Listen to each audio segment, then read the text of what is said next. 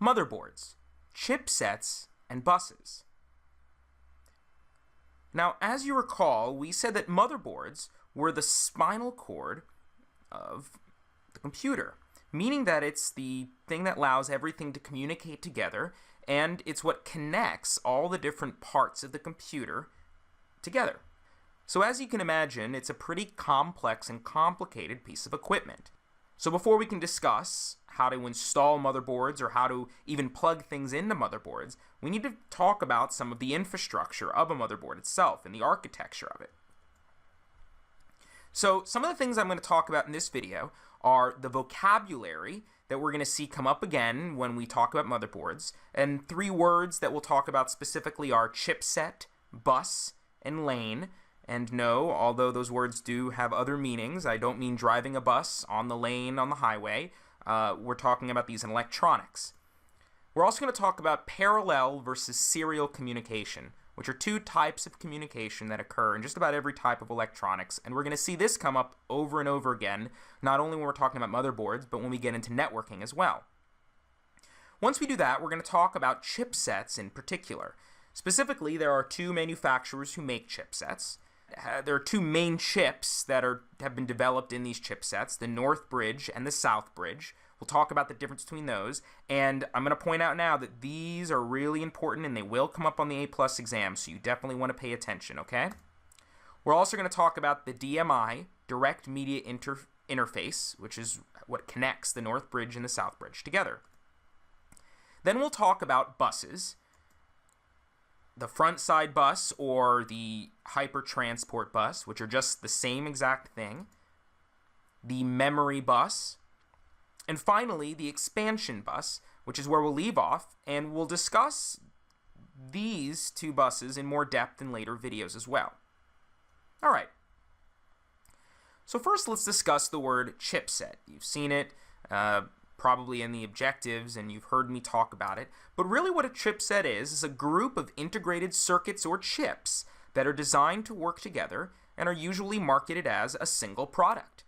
So this is why when we have different types of motherboards, they have different chipsets, meaning the internals of them are the same. So although the motherboard, the spinal cord, is called the same thing on every human, it works differently. Perhaps from a human to a different type of animal that also has a spinal cord. You'll also notice physically these motherboards look very differently, and that's going to be something we're going to call a form factor. Form factor being the outside, the physical build of a motherboard. Okay? But what we're talking about here in chipset is the internal build of it.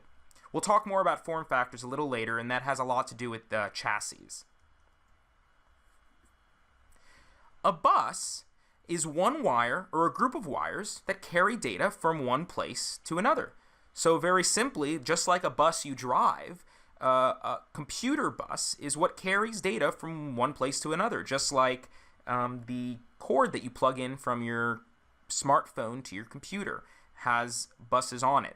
All right, but we're talking in terms of motherboard, something that's integrated onto the motherboard. And if we look really closely and zoom in on a motherboard, we'll see lots of these little circuits built on to the motherboard, and they're integrated. So I'm going to highlight a couple right here. I see one, right? And this is a circuit that's integrated onto the motherboard, allows communication, and here's another bus, okay? And there are several others here.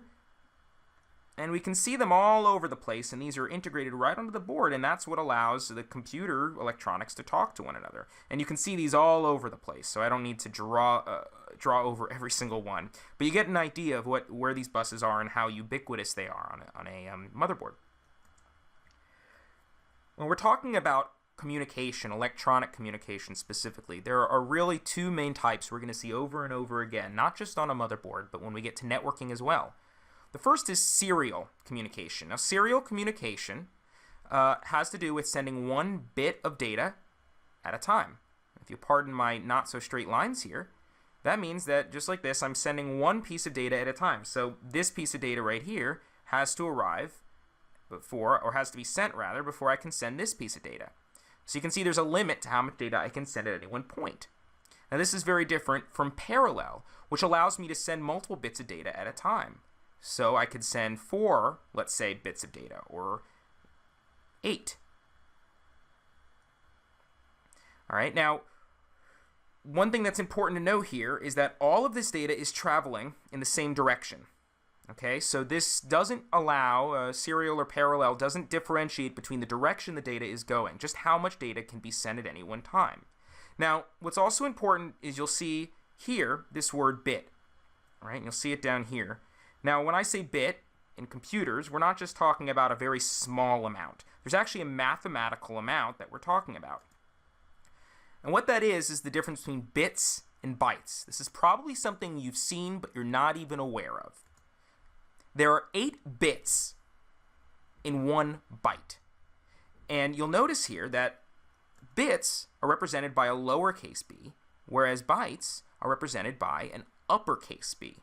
Okay, so 1 megabit per second is equivalent to 125 kilobytes per second. So that's why when you get your cable modem installed and they say, oh, you're going to get, let's say, 16 megabits per second transfer rate, and you get home and you're really only going to get 2 megabytes per second in transfer, right? And when we talk about storage and hard drives later, we deal with this big B, the megabytes. So that's where the confusion lies. So it's really important to differentiate between these. We'll come back to this number 8 again and again, especially when we get into networking. So it's really important to pay attention to that. Again, 8 bits in 1 byte. Also, something I want to point out just while we're here, as you see the M and the K, this all is math, right? So if I have 1 byte, that's 1 kilobyte would be 1,000 bytes. 1 megabyte would be 1,000 kilobytes. 1 gigabyte would be 1,000 megabytes, etc., etc., etc. All right. The last vocabulary word I want to talk about is lane. And what a lane is 2 serial wires that enable the sending and receiving of data simultaneously. So this means that now, instead of just sending over data and then having it sent back over the same cord, I can actually instead send data and receive data at the same time. So you can see how this is going to allow for a different type of communication. Okay, so we've now covered some vocabulary. We covered what a chipset was, base and lane, and we also talked about parallel versus serial communication with a little bit in there about bit versus byte. So, let's get into chipsets. There are 2 main chipset manufacturers, and when it comes to motherboards, I should say. And these are the same names you're going to see with central processing units, or CPUs, Intel and AMD. And what this means is not that they actually make the chip, right? You see Sony on some and Samsung on others. But what this means is they've come up with the chipset, the architecture of these motherboards, of these CPUs. So it's important to recognize these two. Now, when it comes to speed or quality, these are pretty much equal, right? There's really no difference here. There used to be arguments who is better, Intel or AMD, but nowadays that argument is we don't really hear it anymore. All right, so now let's get into this. Is a really important part of A+, is there are 2 main chips that control communication on a PC motherboard: the North Bridge and the South Bridge. The North Bridge, which is also called the memory controller hub for a reason you'll see in a second, is responsible for high data transfer devices. So think about north, high, it's higher up. It's going to be responsible for high transfer devices. And there are 2 main high data transfer devices we're talking about here: high-speed graphics and memory, or RAM, which is random access memory. These 2 items need the fastest communication to the CPU, to the brain of the computer, the central processing unit. Now, this is different from the South Bridge, again, lower than the North Bridge, which is also called the I/O controller hub, or the ICH. And this is for secondary controllers, just about anything else, okay? So any input-out devices, such as hard drives, USB, Ethernet, just about everything else is going to be controlled by South Bridge. So when you see North Bridge or South Bridge on the exam and it asks you what device is transferred over those, you want to remember that the only devices that are going to use the North Bridge are high-speed graphics and RAM. If you can remember this, it makes it very easy to answer any questions, okay? So again, high-speed graphics and RAM are controlled by the North Bridge. The South Bridge, everything else. That's what allows communication between everything else. And here is a diagram of the North Bridge and the South Bridge. You can see.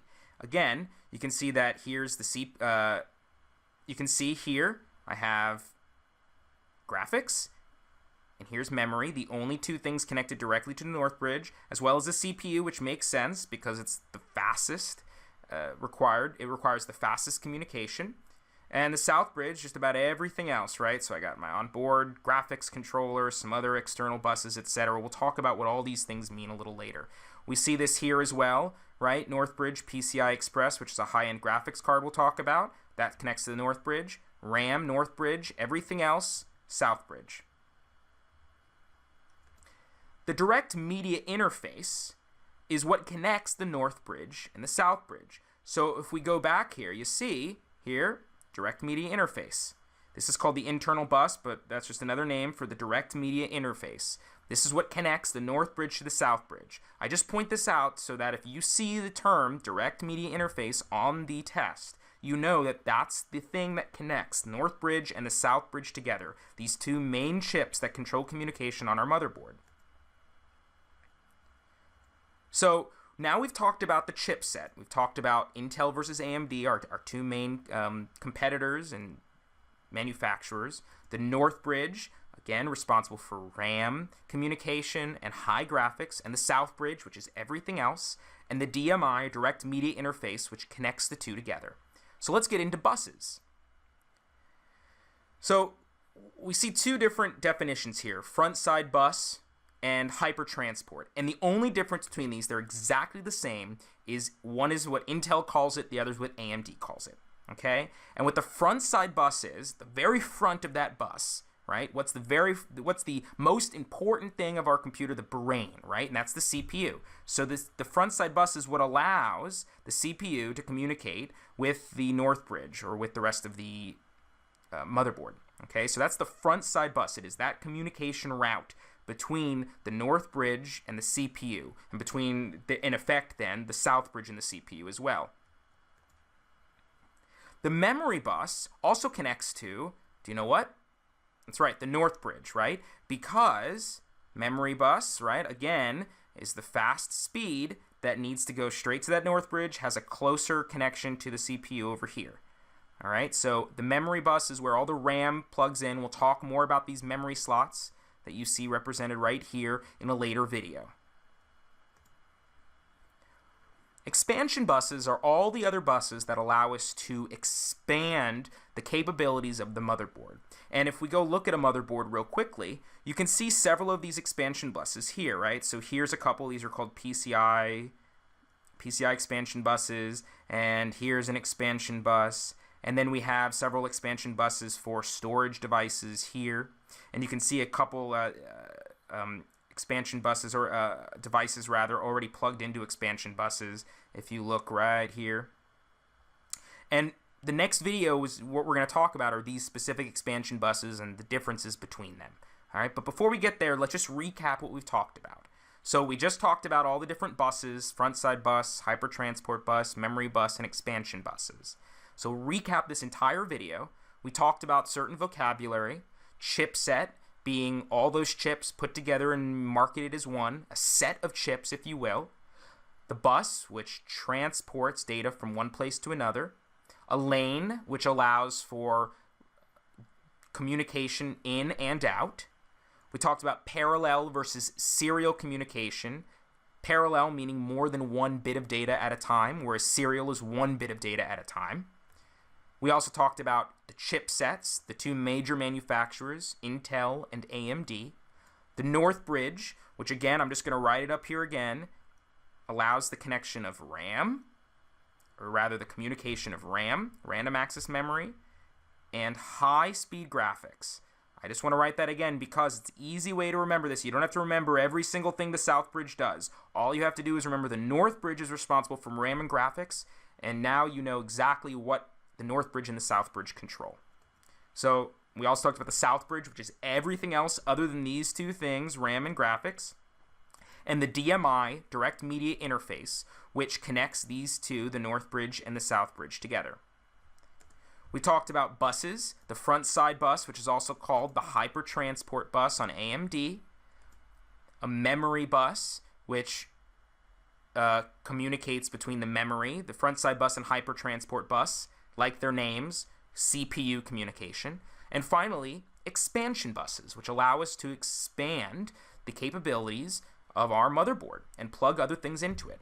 So, with all that being said, let's move on to the next video and talk about our expansion buses and the type of storage, the different technologies that go along with those, and the different types of storage technologies we have.